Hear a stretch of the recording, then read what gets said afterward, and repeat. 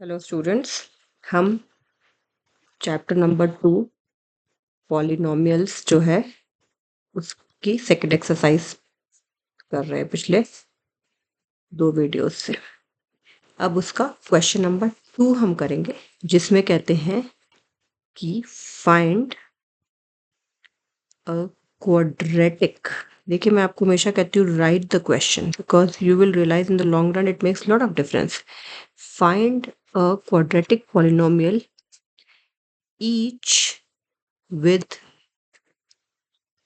given sum and product of its zeros। तो यानी कि अगर आप ध्यान से देखें तो उन्होंने बोला कि हम सम दे रहे हैं जीरोस का और प्रोडक्ट दे रहे हैं जीरोस का। जैसे पहले पार्ट में बोला 1/4 कॉमा -1, तो हमने आपको प्रोडक्ट और सम और प्रोडक्ट दे दिया। अब आप एक क्वाड्रेटिक पॉलिनोमियल बना के दिखाओ। जनरली हमें पॉलिनोमियल दिया होता था और हम सम एंड प्रोडक्ट निकालते थे।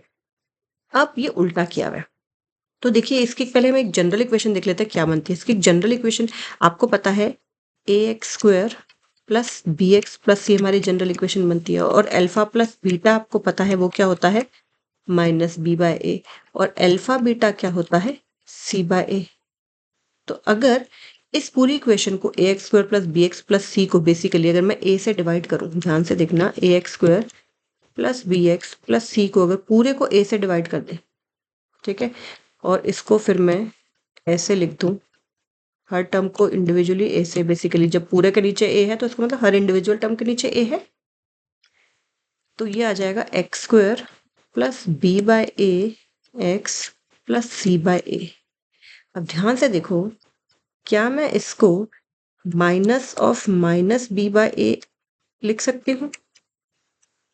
क्यों लिखा है मैंने वो आपको मैं अभी पता चल जाएगा।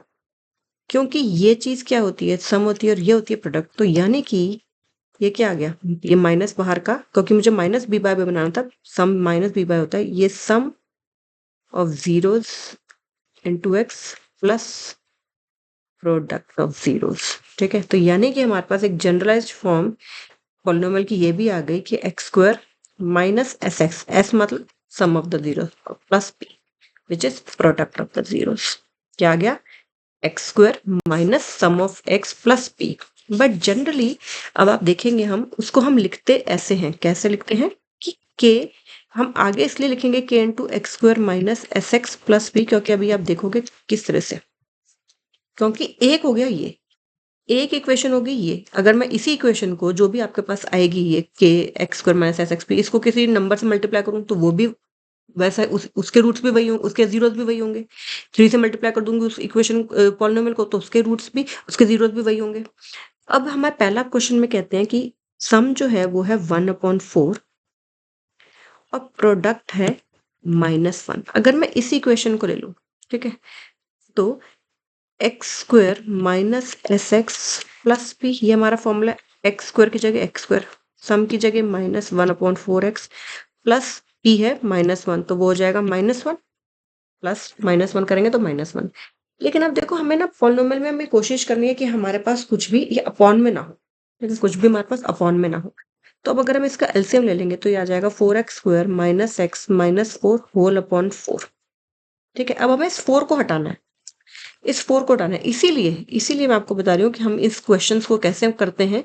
इन क्वेश्चंस को जब भी करते हैं, मैं आपको 2 मेथड बताऊंगी, ए बी सी निकालने वाला भी बताऊंगी, ठीक है, फिर आप देखना कौन सा आपको इजी लगता है। तो हम क्या करेंगे कि पहले ही मान लेंगे कि let the polynomial be k into x² minus sx plus p। हम ये k क्यों मान रहे हैं, क्योंकि अभी हम k की वैल्यू अपने हिसाब से पुटअप कर देंगे। कुछ k की जगह k, x² की जगह x², वो था 1/4 सम था, और वो था -1, इसलिए ये -1 हो गया। यहाँ एलसीएम लिया तो ये आ गया 4x² minus x minus 4 whole upon 4। अब हम अगले स्टेप में, क्योंकि हमें डिनोमिनेटर को गायब करना है, तो हम अपने कांस्टेंट की वैल्यू हम अपने हिसाब से इसको 4 ही रख लेंगे। तो ये आ गया 4x² minus x upon 4 upon 4, 4 से 4 कट गया, तो हमारा आंसर आ गया 4x² माइनस x माइनस 4। अगर मान लो आपको ये मेथड अच्छा नहीं लग रहा, तो आपको ध्यान से देखिए, आपको दे रखा है सम दे रखा है यानी कि अल्फा प्लस बीटा दे रखा है 1/4 और प्रोडक्ट दे रखा है यानी कि अल्फा बीटा दे रखा है -1। तो यानी कि ये दे रखा है -b/a और ये दे रखा है c/a। अगर कंपैरिजन करें तो नीचे वाली इक्वेशन के हिसाब से a आ रहा है 1, ऊपर वाली इक्वेशन के हिसाब से आ रहा है 4। तो ये तो बात नहीं बनी, ठीक है? तो क्या मैं इस वाली इक्वेशन को जो सेकंड वाली है, इसको -1 जो है, इसको क्या मैं लिख सकती हूँ -4/4 इज इक्वल टू c/a। इस वाले पार्ट को मैंने कैसे लिख दिया, -4/4 कर दिया, क्योंकि मैं चाहती हूँ कि ये a जो इधर है और इधर जो a है सेम आ जाए। अब हम कंपैरिजन कर लेते हैं। अब कंपैरिजन करेंगे इस इक्वेशन का और इस इक्वेशन का, तो a की वैल्यू आ गई 4, b की वैल्यू आ गई -1 और c की वैल्यू कितनी आ गई, -4। यही आ गई। अब हमें स्टैंडर्ड फॉर्म पता है ax² plus bx plus c। अब हमारा आंसर क्या हो जाएगा, 4x² माइनस एक्स, ए है ना ax² प्लस bx तो -x -4, 4x प्लस c होता है, यही होती है ना ax² plus bx plus c। तो ये इन सब की वैल्यू पुट की तो हमारे पास आया 4x² माइनस एक्स माइनस 4। और क्या यहाँ पे भी यही आया था, 4x² माइनस एक्स माइनस 4। तो आपको जो मेथड अच्छा लगता है आप कर सकते हैं, ठीक है? बट उसमें बस आपको इतना ही ध्यान रखना है, जैसे मैं अगला पार्ट भी दोनों मेथड से करके दिखाती हूँ। सम दे रखा है √2 और प्रोडक्ट दे रखा है 1/3। तो let the polynomial be k into x² minus sx plus b। बस इतना याद रखना, सम इसमें नेगेटिव होता है क्योंकि हमने माइनस माइनस b/a किया था इसलिए।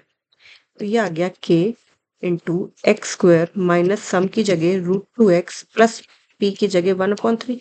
एलसीएम ले लीजिए तो आ जाएगा 3x² माइनस 3√2x प्लस 1 होल/3।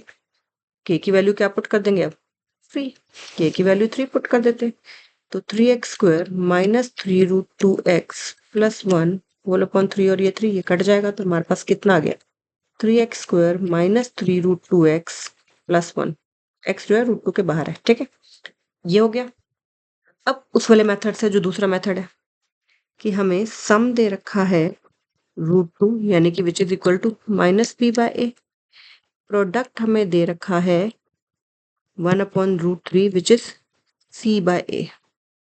अब यहाँ पे हमारा काम आसान है, दोनों को कंपैरिजन कर रहे हैं तो इससे क्या पता चल रहा है a कितना नहीं इधर 1/3। अच्छा तो दोनों में c अलग अलग आ रहा है तो फिर हमें c को सेम बनाना पड़ेगा। तो c को सेम बनाने के लिए यहाँ पे a की वैल्यू 3 आ रही, वहां पे नहीं आ रही। तो क्या मैं इस √2/1 को क्या मैं इस √2/1 को 3√2/3 लिख दूं अगला स्टेप में equal to -b/a। This implies करके क्यों ऐसा मैंने किया, क्योंकि मेरे पास एक ये भी 1/3 इक्वल टू c/a है। अब यहाँ से इजी हो गया, दोनों में a नीचे सेम आ गया तो a मान लेते हैं अब 3। b है हमारे पास, ये -b है, ये -b 3√2 है तो b की वैल्यू कितनी आ जाएगी, 3√2। b की वैल्यू कितनी आ जाएगी, 3√2 और c की वैल्यू कितनी आ जाएगी, 1। तो उस इक्वेशन में पुट कर देंगे तो 3x² प्लस 3√2x प्लस 1। क्या यही आई थी, माइनस सी तो हमने क्या गड़बड़ कर दी यहाँ, 3√2 इज इक्वल टू -b/a। हाँ तो माइनस आ गया ना, ये सॉरी यहाँ पे मैं माइनस लगाना भूल गई हूँ, ये ठीक है। ये वैल्यू आ गई तो यहाँ पे क्या आ गया, माइनस आ गया, तो सेम वैल्यू आ गई। अगला पार्ट भी देख लेते हैं, सी पार्ट में, थर्ड पार्ट में इसके सम है 0 और प्रोडक्ट है √5। दोनों मेथड से करके दिखा रही हूँ। तो let the polynomial be k into x² minus sx plus p। k into x² sum तो 0 है तो वो 0 ही हो जाएगा प्लस √5। तो इसमें तो खाली 1 पुट कर देंगे k की वैल्यू, तो x² प्लस √5 x² प्लस √5। अब इसी को दूसरे मेथड से भी देख लेते हैं। सम हमें दे रखा है यानी कि -b/a दे रखा है 0 एंड प्रोडक्ट हमें दे रखा है यानी कि c/a इक्वल टू √5। इसमें भी अपॉन 1 कर लिया, इसमें भी अपॉन 1 कर लिया, कंपेयर किया तो a आ गया 1, b आ जाएगा 0 और c आ जाएगा √5। पुट करो अपनी standard equation, ax² plus bx plus c में, तो ये क्या आ जाएगा x² प्लस √5। यहाँ भी x² प्लस √5 आया था और यहाँ भी x² प्लस √5 आया था, तो हमारा क्वेश्चन हो गया। इसका फोर्थ पार्ट देख लेते हैं फटाफट से। सम है -1/4 और प्रोडक्ट है 1/4, तो हमें let the polynomial be k into x² minus sx plus p, k into x² minus minus plus हो जाएगा, -1/4 और ऑलरेडी यहाँ पे एक माइनस है, plus 1/4, taking LCM 4x² plus x plus 1 whole upon 4। अगले स्टेप में k की जगह 4 पुट कर देंगे, ये कट जाएगा, तो हमारे पास आ जाएगा 4x² प्लस x प्लस 1। अब दूसरे मेथड से भी देख लेते हैं। सम यानी कि -b/a हमें दे रखा है -1/4। प्रोडक्ट यानी कि c/a हमें दे रखा है 1/4। इससे तो बहुत क्लियर हो गया कि a कितना है, 4 है, b आ जाएगा 1, क्योंकि -b = -1 है तो b 1 आ जाएगा। यहाँ से -b = -1 आना और ये c हो गया 1। तो अब अपनी जनरल इक्वेशन में पुट कर देंगे तो क्या हो जाएगा 4x² प्लस x प्लस 1, यही होगा 4x² प्लस x प्लस 1। तो यहाँ भी 4x² प्लस x प्लस 1 आ गया और यहाँ पे भी 4x² प्लस x प्लस 1 आ गया। अब इस चैप्टर का अभी के लिए जो लास्ट क्वेश्चन है, कल से हम फिर इसके बोर्ड के जितने भी क्वेश्चन है ना, बोर्ड एग्जाम्स में जो आए वो करेंगे, ठीक है। This is part number 6, 4 and 1। तो let the polynomial b k into x² minus sx plus p k into x² minus 4x plus 1। तो यहाँ तो k की वैल्यू 1 पुट कर देंगे नेक्स्ट स्टेप में, तो आ जाएगा x² minus 4x plus 1, simple.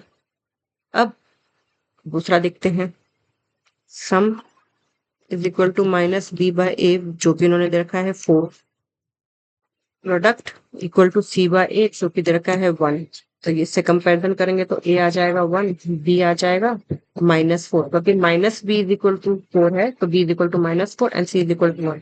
तो देयरफॉर जनरल इक्वेशन में पुट करेंगे तो ax² plus bx x² minus 4x plus 1 इधर आया, x² minus 4x plus 1 इधर आया और x² minus 4x plus 1, ये भी x² minus 4x plus 1 और ये भी x² minus 4x plus 1। तो दोनों के दोनों मेथड्स बहुत इजी हैं। दोनों मेथड में से जो मेथड आपको इजी लगता है आप दोनों मेथड कर सकते हो। ओके, तो ठीक है, कल से हम फिर बोर्ड एग्जाम्स के जो क्वेश्चन एक्स्ट्रा क्वेश्चन बहुत सारे बहुत अच्छे से करेंगे। Okay, take care, bye.